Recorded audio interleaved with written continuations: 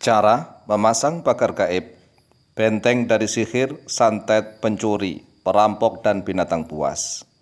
Assalamualaikum warahmatullahi wabarakatuh. Saudara-saudaraku kaum muslimin wal muslimat rahimakumullah, menanggapi atau melaksanakan permintaan dari beberapa netizen. Kalau di dunia maya itu netizen atau jamaah.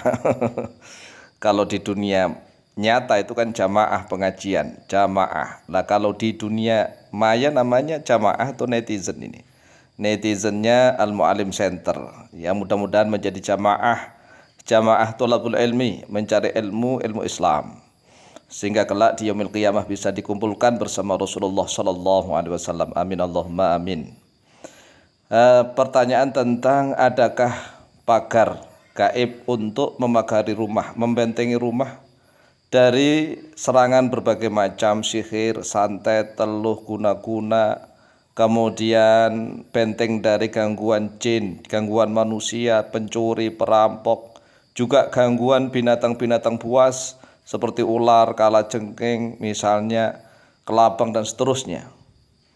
Sebenarnya banyak sekali ajaran dari para ulama salafus soleh tentang benteng rumah, benteng gaib, terhindar dari berbagai macam santet, teluh, sihir, guna-guna, jin, setan, siluman, genderuwo, kemudian juga terbebas dibentengi oleh Allah dari gangguan manusia seperti pencuri, perampok, gangguan dari binatang-binatang buas, ya seperti ular itu tadi, seperti ular, kelabang, kemudian kalajengking dan hewan-hewan yang berbahaya.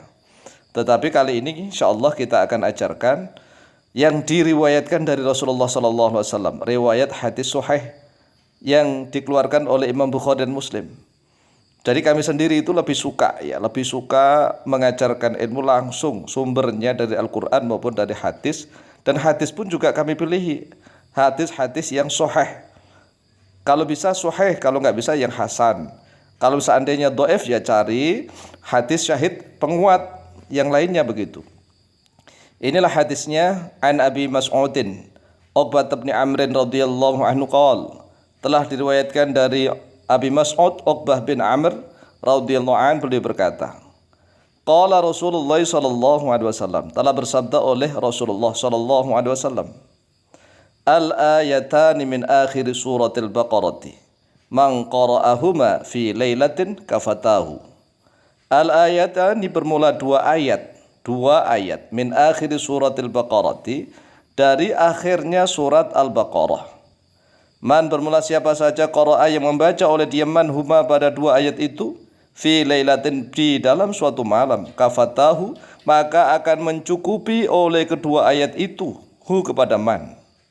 Akhrajahu Al-Bukhari, akhraja telah mengeluarkan hu pada hadis Al-Bukhari oleh Imam Bukhari, nomor hadis 4008 wa Muslimun, dan oleh Imam Muslim nomor hadis 807 wa fi lafdin libni Hibbana, dan yaitu tetap di dalam satu lafaz miliknya Imam Ibnu Hibban, man qara'a al-ayataini min akhir suratil baqarati fi lailatin kafatahu. Man bermula siapa saja qara'a yang membaca oleh dia man al-ayataini pada dua ayat min akhir suratil baqarati, dari akhirnya surat Al-Baqarah, fi lailatin di dalam suatu malam, kafatahu maka mencukupi oleh dua ayat itu pada man. Maksudnya bagaimana? Maksudnya menurut Imam An-Nawawi rahimahullah ta'ala menjelaskan, barang siapa setiap malam ba'da sholat isya lah ya, ba'da sholat isya kemudian membaca dua ayat terakhir dari surat Al-Baqarah, maka Allah akan mencukupi dia, menjaga dia dari gangguan berbagai macam kejahatan makhluk, menjaga dia dari berbagai macam kejahatan jin maupun manusia maupun binatang-binatang buas, binatang-binatang yang berbahaya. Bacanya di mana? Ya boleh di dalam rumah, boleh, dan boleh juga mengitari rumah. Lah yang lebih afdol itu mengitari rumah. Jadi misalnya malam-malam nih kita mau memagari gaib rumah kita, ya mulai dari pintu kemudian kita baca dua ayat terakhir dari surat Al-Baqarah. Ini bagi saudara-saudara kami yang sudah terbiasa tahlilan, ya apalah ya. Bagi saudara-saudara kami yang sudah terbiasa tahlilan, ini apal dua ayat terakhir dari surat Al-Baqarah. Kalau seandainya mau membentengi dari luar ya dari luar itu kita muteri rumah ya, mengutari rumah searah jarum jam. Boleh juga searah orang tawaf.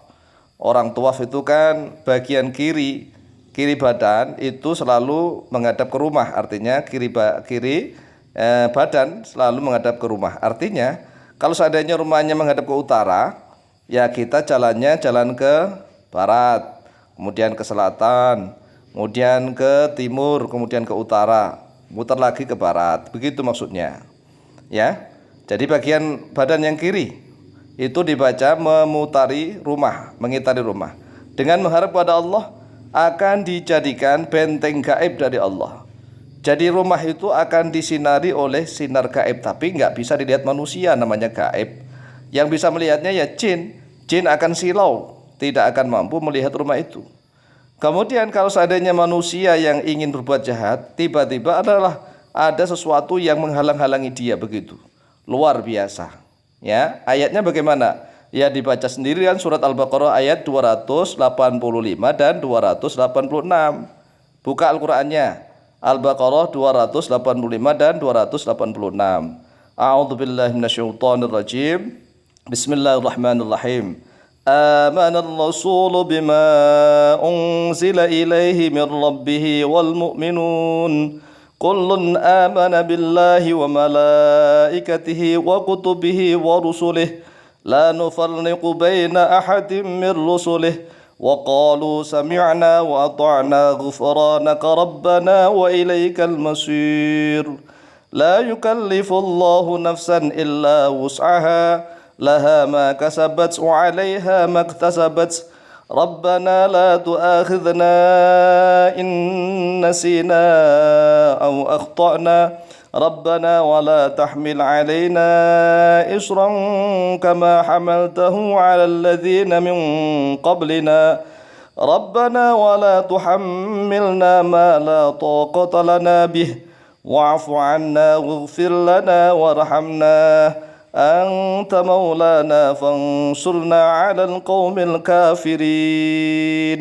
Nah ini kalau seandainya dibaca di dalam rumah sekali saja itu ya sudah termasuk kan, itu jaminan Rasulullah.